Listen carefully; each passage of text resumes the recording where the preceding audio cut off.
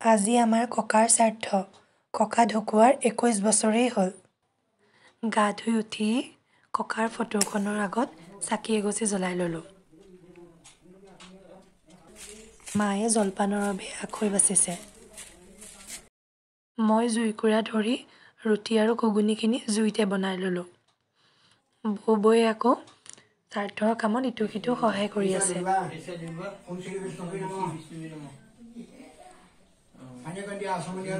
শ্ৰাদ্ধ ভগাৰ পাছতেই সকলোৱে নিৰ্মালি ল'লোঁ।